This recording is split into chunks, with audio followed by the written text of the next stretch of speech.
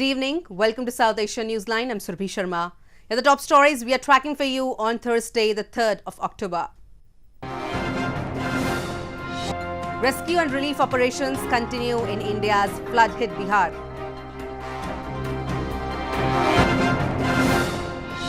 Taliban delegation meets Pakistani Foreign Minister in Islamabad.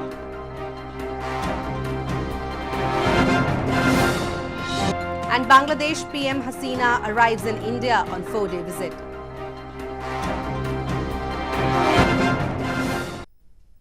And now for all the details. Rescue and relief operations continued with full force in India's flood-hit Bihar province on Thursday. Officials confirmed that death toll due to floods in the eastern province has mounted to 73.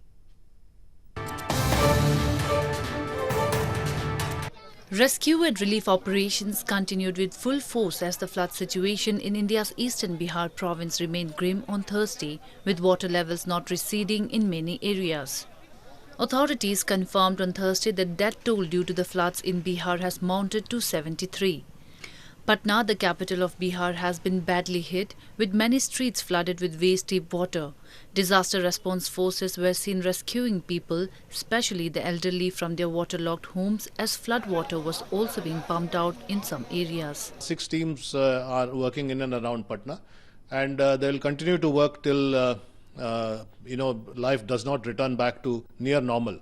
It will not be very normal, but certainly it will be near normal once we are able to take care of all the rescue and relief requirements. Meanwhile, inundated roads and residential areas also affected normal life in parts of northern Uttar Pradesh province, which has witnessed constant rainfall in recent days. The monsoon, which typically lasts between June to September, has already delivered 10% more rain than a 50-year average and is expected to withdraw only after early October. India's Foreign Minister Subramaniam Jaishankar and Speaker of US House of Representatives Nancy Pelosi attended an event in Washington to mark the 150th birth anniversary of iconic freedom movement leader Mahatma Gandhi on Wednesday. Pelosi applauded Indian Prime Minister Narendra Modi's commitment to tackle climate change. India's Foreign Minister Subramaniam Jaishankar and Speaker of US House of Representatives Nancy Pelosi on Wednesday attended an event at the Library of Congress in Washington, D.C. to celebrate the life and legacy of iconic freedom movement leader Mahatma Gandhi on the occasion of his 150th birth anniversary. Applauding Indian Prime Minister Narendra Modi's commitment to tackle climate change, Speaker Pelosi said that Indian Prime Minister has upheld the values of Gandhi by taking on the challenge that poses an existential threat to the planet. Jaishankar in his remarks stated that how Mahatma Gandhi was truly a figure ahead of his times and stressed that the relevance of his teachings has only grown in the modern era. Today, if there is one challenge that Gandhiji would like us to focus on, that is that of combating climate change. Through a mix of policy and advocacy, there has been a fundamental shift in the way in which India approaches this issue. Pelosi was later presented a bust of Mahatma Gandhi by Jaishankar and Indian Ambassador to the US, Harshvardhan Shringla. Residents of border villages in India's Jammu and Kashmir have expressed that they live under the shadow of death amid continuous ceasefire violations by Pakistan. Pakistani troops have resorted to unprovoked firings along the border for the past 2 weeks. People living in border villages in Kathua district of India's northern Jammu and Kashmir province have said they are scared to stay in their houses due to indiscriminate shelling and firing by Pakistan at the international border. Pakistan violated ceasefire in Hiranagar sector of Kathua in the early hours of Thursday by initiating unprovoked firing, which damaged property of a villager. However, no casualty was reported. Panic-stricken villagers said the continuous firing and heavy shelling has badly affected their lives as they constantly remain under the shadow of death. हालत बहुत बुरी है 15 दिन से firing हो रही है हम बहुत परेशान जब 4 बजे बम पड़ा हम मोर्चे के अंदर से जल्दबाजी से हम जल्दी से बाहर निकले और देखा टवरे को आग लग गई थी हमने जल्दबाजी से अपनी बकरियां बाहर निकाली और गांव वालों को आवाज लगाने लगे कि उठो हमारा टबरा जल गया है। Earlier on Sunday, at least 6 people were injured in Pakistani firing in Pooch district of Jammu and Kashmir. According to Indian Foreign Ministry, Pakistan has violated the ceasefire over 2,000 times this year along the line of control, leaving over 20 people dead and scores of others injured. In news from Pakistan, a high-level delegation of Afghan Taliban officials met Pakistani Foreign Minister Shama Qureshi in Islamabad on Thursday. Both the parties agreed that the Afghan peace process halted by the United States last month should resume as soon as possible. A high-level delegation of Afghan Taliban officials met Pakistani Foreign Minister Shama Qureshi in Islamabad on Thursday. The Foreign Minister received the Taliban Political Commission or TPC delegation led by Mullah Abdul Ghani Baradar, one of the group's founders, said a statement by Pakistan's Foreign Ministry. Pakistan and the Taliban agreed that the Afghanistan peace talk process, halted by the United States last month, should resume as soon as possible, the statement said. The Taliban delegation arrived as the U.S. Special Representative for Afghanistan Reconciliation Zalmay Khalilzad is also in Islamabad and holding talks with Pakistani officials. Last month, U.S. President Donald Trump scuttled talks between Washington and the insurgents, slamming them for renewed violence, which also claimed the life of an American serviceman. This move derailed the 9-month-long negotiations between the U.S. and Taliban in Doha. Afghan National Security Advisor Hamdullah Mohib has called the Taliban a proxy of Pakistan and its intelligence agency ISI. He said that Afghanistan would never accept to be ruled by the proxy of a backward country like Pakistan. National Security Advisor of Afghanistan Hamdullah Mohib has called the Taliban a proxy of Pakistan and its spy agency, Inter-Services Intelligence or ISI. While speaking at the Council on Foreign Relations in New York on Wednesday, Mohib said his country would never accept being ruled by the proxy of a backward country like Pakistan, which has a hard time feeding its own people. Mohib's comments came amid stalled peace talks between the United States and the Taliban in the aftermath of the Kabul terror attack, which killed at least 12 people, including an American soldier. The Taliban are a proxy of Pakistan, of not just Pakistan, Pakistan's intelligence agency. Afghanistan would never accept to be ruled by Pakistanis. I mean, if we didn't accept Soviet rule, superpower, it would be beyond imagination to accept the proxy of a backward country which has hard time feeding its own people. Pakistan has been long condemned and accused internationally for sheltering terrorist organizations on its soil and harboring terrorists to use them as proxy to mount cross-border attacks.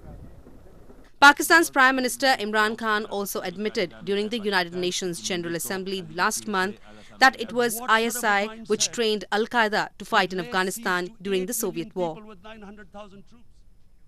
Bangladeshi Prime Minister Sheikh Hasina arrived in New Delhi on a 4-day visit to India. She will be meeting Indian President Ramnath Kovind and will be holding discussions with Prime Minister Narendra Modi aimed at boosting bilateral ties. Bangladesh Prime Minister Sheikh Hasina arrived in New Delhi on a 4-day visit to India aimed at boosting bilateral ties between the two nations. This is Hasina's first visit after assuming office for the third consecutive term following 2018 parliamentary elections in Bangladesh. She will be meeting Indian President Ramnath Kovind and will be holding bilateral discussions with Indian Prime Minister Narendra Modi on 5th October. Hasina and Modi had met on the sidelines of the 73rd session of the UN General Assembly in New York on September 27, where the two leaders reiterated their zero-tolerance approach against terrorism and noted that strong ties in the security sector had built trust and mutual confidence between the two countries. An idol of Hindu goddess Durga installed at a marquee in India's eastern Kolkata has become the talk of the town for being made of around 50 kilograms of gold. Goddess Durga's idols are installed every year at various marquees across India during the night festival of Navratri. An idol of Hindu goddess Durga, made of around 50 kilograms of gold, has been installed in India's eastern Kolkata city, which is attracting scores of visitors at a marquee during the ongoing 9 nights festival of Navratri. Goddess Durga's idols are installed every year at various marquees across India during Navratri and are immersed in water bodies on the 10th day, celebrated as Dussehra. The 50 kg idol has also been adorned with 110 kilograms of silver ornaments and is placed with other idols, including that of Hindu elephant god Ganesha. It takes around 2.5 months to make all total pandals, and the installation of the gold of the idol, that is take around almost 3 months, and the 250 workers almost worked on this gold a day night.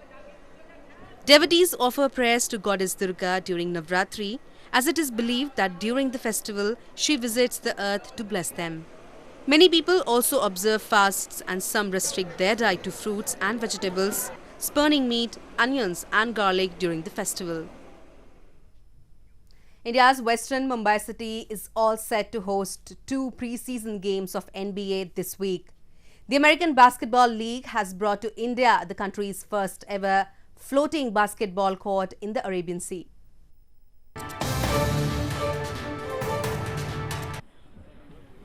American Professional Basketball League, the National Basketball Association or NBA, has brought to India the first ever floating basketball court in the Arabian Sea near Bandra Worli Sea Link. The floating basketball court sailing on a barge is whipping up attention for the pre-season games scheduled to take place in India's Mumbai city on Friday and Saturday. NBA legend Jason Williams was also seen enjoying the floating court on Wednesday. Giving tips to youngsters, Williams said he believes that there is a lot of potential for growth of basketball in India, and the upcoming games will only quicken the process of taking the sport to the masses. You know, you just got to work hard. You have to love it. You have to dedicate all your time to it. You know, school and basketball, that's all it's got to be for you to reach the NBA. I mean, really just to reach college, you have to do that too, because kids from all over the world are getting better at basketball every day, and like you said, maybe India is maybe a couple steps behind everyone else, but that doesn't say they can't catch up. So we are quite excited and pumped up to see De'Aaron Fox, Sabonis, and a lot more such exciting talents. And we are having such promotional events like the floating basketball court at the Worli Sea Bridge. So it's really amazing and it's really new, and so I feel great. NBA India had announced in December last year that the first ever NBA game in the country would be organized in October in Mumbai. The NBA India Games 2019 will feature the Sacramento Kings and Indiana Pacers, who will play 2 pre-season games on October 4th and 5th at the Sardar Vallabhbhai Patel Indoor Stadium in Mumbai. Well, that's the way it was in South Asia this evening. Before we conclude, the top stories once again. Rescue and relief operations continue in India's flood-hit Bihar.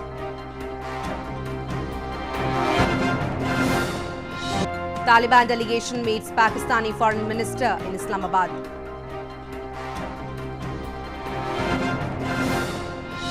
And Bangladesh PM Hasina arrives in India on 4-day visit.